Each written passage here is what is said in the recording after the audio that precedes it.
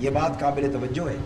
یا ایھا الذین آمنوا لا ترفعوا اصواتکم فوق صوت النبی ولا تجهروا له بالقول كجهر بعضكم لبعض ان تحبط اعمالکم وانتم لا تشعرون. فرمایا کہ ایمان والو تم اپنی آواز نبی کی آواز سے اونچا نہ کیا کرو اور اونچی آواز سے میرے محبوب کو اس طرح نہ بلایا کرو جس طرح ایک دوسرے کو بلاتے. اب یہاں میں آپ سے سوال کرتا ہوں, اس میں کوئی بے ادبی کا کلمہ بیان کیا؟ بولیے. کوئی گستاخی کی بات, حضور علیہ السلام کی کسی معجزے کا انکار ہے اس آیت کریمہ میں جس سے روکا گیا؟ حضور کے علم کی وسعت کا انکار, حضور کے حسن و جمال کا انکار, حضور کے تصرفات کا انکار, شفاعت کا انکار. ظاہراً حضور علیہ السلام کے کمالات میں سے کسی کمال کا انکار ہے, یا بے ادبی سے حضور کا نام لیا جا رہا ہے, یا گستاخی سے حضور کو پکارا جا رہا ہے نام کے اعتبار سے کہ گستاخانہ کلمہ بولا جائے؟ نہیں. یا ارشاد کیا فرمایا؟ ایمان والو اپنی آواز میرے محبوب کی آواز سے اونچا نہ کرو, اور اس طرح اونچی آواز سے میرے محبوب کو بلاؤ بھی نہ جس طرح تم ایک دوسرے کو بلاتے. نتیجہ کیا ہو؟ ان تحبط اعمالکم, تمہارے اعمال ضبط ہو جائیں گے, غارت ہو جائیں گے, رائیگاں چلے جائیں گے, تباہ ہو جائیں گے, اس طرح ختم ہو جائیں گے, نیست و نابود ہو جائیں گے جیسے تم نے وہ اعمال سرے سے کیے ہی نہ تھے. اب جو نقطہ یہاں میں سمجھانا چاہتا ہوں وہ یہ, مفسرین بیان کرتے ہیں کہ یہ رفع صوت یعنی آقا کی بارگاہ میں آواز کا اونچا ہو جانا. اور یہ ذہن میں رکھ لیں کہ یہ صرف حضور کی حیات ظاہری کے لیے ہی نہ تھا, آج میرے آقا کی جالیوں کے پاس بھی یہی حکم قائم ہے. حضور کی جالیوں کے پاس بھی یہی حکم رفع صوت کی منع کا قائم ہے. اہل ادب وہاں بھی اسی طرح بولتے ہیں, پست آواز کے ساتھ بولتے ہیں. فرمایا اگر تمہاری آواز اونچی ہو گئی, تم نے آواز اونچی کر لی تو تمہارے سارے اعمال غارت ہو جائیں گے, ختم ہو جائیں گے. یہ رفع الصوت آواز کا اونچا ہونا دو صورتوں میں ہو سکتا ہے, یا کوئی گستاخی کی نیت سے آواز اونچی کرے اور اونچا بولے, یا گستاخی کی نیت کے بغیر اتفاقاً اونچا بول بیٹھے. یعنی یا استخفافاً اونچا بولے, رفع صوت ہو استخفافاً, گستاخی کی نیت سے, حضور کی شان اقدس کو گھٹانے کی نیت سے, یا مطلقاً اونچی آواز کر بیٹھے حضور کی بارگاہ میں, آواز سے اونچی آواز ہو جائے. دو ہی صورتیں ممکن ہیں نا. اب جو نقطہ میں یہاں سمجھانا چاہتا ہوں وہ یہ, اس آیہ کریمہ نے کوئی شرط لگائی ہے کہ جو شخص گستاخی کی نیت سے اور حضور علیہ السلام کی شان اقدس میں تنقیص کرنے کے خیال سے آواز اونچی کرے اس کے اعمال ضبط ہوں گے, اور جو گستاخی کی نیت کے بغیر یوں ہی حضور کی آواز سے آواز کو اونچا کر بیٹھے اس کے اعمال ضبط نہیں ہوں گے. کوئی فرق قائم کیا گیا ہے اس آیت کریمہ میں؟ کوئی فرق ہے اس آیت کریمہ میں؟ نہیں. فقط حکم ہے لا ترفعوا اصواتکم فوق صوت النبی, اور خطاب اہل ایمان سے ہے, اور اہل ایمان سے یہ توقع ہی نہیں کی جا سکتی کہ وہ استخفافاً آواز حضور کی آواز سے اونچی کریں گے. یعنی گستاخی اور تنقیص نبوت کی نیت سے اپنی آواز آقا کی آواز سے اونچی کرے, اہل ایمان سے یہ گمان نہیں کیا جا سکتا.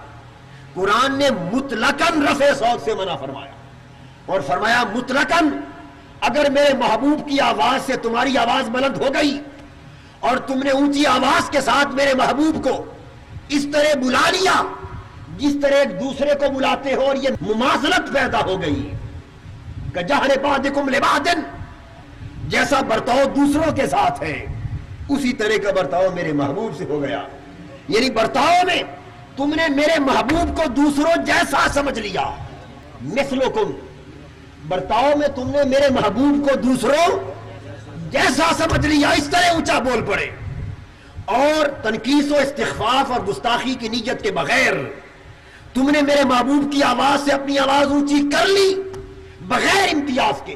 فرمایا ان تحبط اعمالکم, مجھے اپنی عزت کی قسم تمہارے حج ہیں تو وہ بھی تباہ ہو گئے, روزے ہیں وہ بھی تباہ ہو گئے, زکوٰۃ ہے وہ بھی تباہ ہو گئی, استغفار بھی گئے، تہجد بھی گئے، عمر بھر کے اعمال بھی گئے، تقوی بھی گیا، صالحیت بھی گئی، عبادتیں بھی گئی، سجدے بھی گئے، رکوع بھی گئے۔ باری تعالیٰ کیا گستاخی ہو گئی؟ حج چھوٹا سا عمل ہے، انسان پوری زندگی میں ایک بار اس پر فرض ہے حج، ایک بار، اسی طرح ہے نا؟ تو ساری زندگی میں اس غریب نے ایک بار حج کیا، بڑی محنت کے ساتھ قربانیاں کی، سارے فرائض مناسک ادا کیے، حج کیا، دنیا اسے حاجی کہنے لگی۔ کسی خوش نصیب کو ہر سال حج نصیب ہوا، 100 سال عمر پائی، یہ بات قابل توجہ ہے، 100 سال عمر پائی، 100 حج کیے۔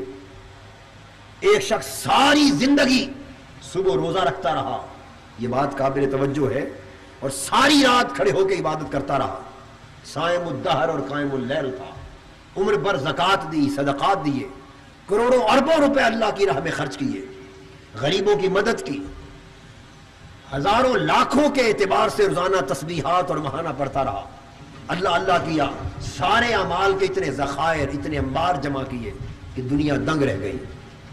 یہ سارا کچھ کر کے کیا حضور علیہ الصلوۃ والسلام کی آواز سے اپنی آواز اونچی کر دی،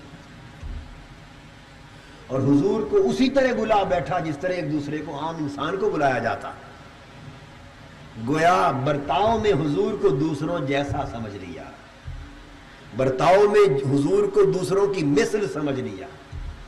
اب میری بات کو سمجھ رہے ہیں یا نہیں؟ یہ کام کر بیٹھا، زبان سے کوئی کلمہ گستاخی کا نہیں نکالا، بے ادبی کا نہیں نکالا، نبوت کا انکار نہیں کیا، رسالت کا انکار نہیں کیا، حکم کا انکار اور انحراف نہیں کیا، کچھ بھی نہیں، فقط آواز اونچی کر بیٹھا۔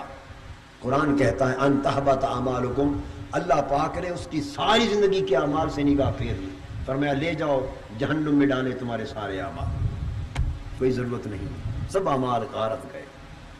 وانتم لا تشعرون، اور سزا کیا ہے؟ سزا کیا ہے؟ کہ اگر پتہ چل جائے نا کہ میرا سارا کچھ برباد گیا تو انسان فوراً توبہ کر لیتا ہے۔ سزا دیکھیے بھئی، اگر آپ کو پتہ چل جائے کہ آپ کے اعمال تباہ ہو گئے، برباد ہو گئے، اللہ آپ سے ناراض ہو گیا، اگر یہ پتہ چل جائے تو رو دھو کے توبہ کر لیں گے کہ نہیں؟ روئیں گے، آنسو بہائیں گے، توبہ کریں گے، اللہ کو منا لیں گے۔ اگر پتہ چل جائے کہ اللہ روٹھ گیا، ناراض ہو گیا، تو رو دھو کے منا لیں گے یا نہیں منائیں گے؟ توبہ کر لیں گے نا۔ فرمایا تم اگر ہر قسم کا گناہ کرو اور میں روٹھ جاؤں تو مجھے منا لینے کا موقع موجود ہے، مگر میرے مصطفیٰ کی گستاخی کرو سارے اعمال تباہ کر دوں گا، تمہیں خبر بھی نہ ہونے دوں گا کہ کہیں رو کے مجھے منانے کی کوشش نہ کر بیٹھو۔ سنو، جو میرے مصطفیٰ کا گستاخ ہے اسے پتہ بھی نہ چلے، تاکہ کہیں توبہ نہ کر لے کہ میں اس سے ایسا روٹ گیا کہ توبہ کی بھی اجازت نہیں ہے، توبہ کا بھی موقع نہیں ہے کہ میرے محبوب کی گستاخی کر لی۔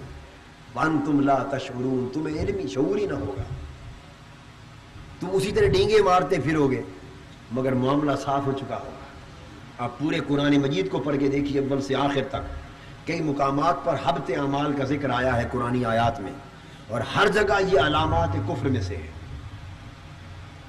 یعنی اعمال کا غارت جانا یہ کیا ہے؟ کفر کی علامتوں میں سے ہے۔ پورے قرآن کو پڑھ لیں، اللہ نے کافروں اور مشرکوں کے لیے اعمال کا غارت جانا بیان کیا، اور یہاں فرمایا ان تحبط اعمالکم، تمہارے اعمال سب غارت گئے۔ تو مطلب کیا ہوا کہ حضور کی گستاخی کو قرآن مجید نے کفر قرار دیا، گستاخی کو کفر قرار دیا۔ اب یہاں فرق ہوگا، اگر اس نے استخفافاً گستاخی کی نیت سے آواز اونچی کر بیٹھا تھا تو وہ کافر ہو گیا اور بوجہ کفر اعمال غارت گئے، اور اگر گستاخی کی نیت سے آواز اونچی نہ ہوئی، یوں ہی آواز اونچی کر بیٹھا، غلطی سے آواز اونچی کر بیٹھا، تو پھر وہ کافر تو نہ ہوا، عمل کفر نہ ہوا، بلکہ مفضی الی الکفر ہوا۔ کافر نہ ہوا بلکہ کفر کے راہ پر چل پڑا، کفر کے راستے پر چل پڑا، مگر اعمال کفر کی صورت میں بھی غارت ہوئے اور عدم کفر کی صورت میں بھی غارت ہوئے۔ اعمال نہ اس کے بچے نہ اس کے بچے، تو پتہ چلا کہ اعمال کا ختم ہونا وہ یہاں بوجہ کفر نہیں ہے، بوجہ گستاخی مصطفیٰ ہے، بوجہ گستاخی مصطفیٰ ہے۔ آواز اونچی ہو گئی میرے محبوب کی آواز سے، لے جاؤ اب تمہارے اعمال کو میں جہنم میں ڈالنا. یہ ساری نمازیں، سارے روزے، عبادتیں، اللہ اللہ، یہ تو دیے اس لیے تھے کہ میرے محبوب کے غلام بن جاؤ، ورنہ مجھے تمہارے سجدوں کی حاجت ہے، تمہاری تسبیحوں کا محتاج ہوں. یہ تو سب کچھ اس لیے دیا تھا کہ سلیقہ آ جائے تمہیں میرے محبوب پر ایمان لانے کا. اور ایمان میرے محبوب کا سراسر ادب کا نام ہے. اگر وہ ادب نہ رہا تو پھر تمہارے باقی معاملات سے مجھے کوئی غرض نہ رہی. اللہ تبارک و تعالیٰ نے واضح فرمایا جس طرح ادب حد سے بڑھ کر کرنے کا حکم ہے، اس طرح حد سے بہت پیچھے ایک ادنا سی بے ادبی اگر گستاخی ہو جائے کہ عام ذہن اسے گستاخی بھی نہ سمجھے تو حضور کی بارگاہ میں وہ بھی بے ادبی ہے، وہ بھی بے ادبی، اور قرآن اسے بھی گوارا نہیں کرتا.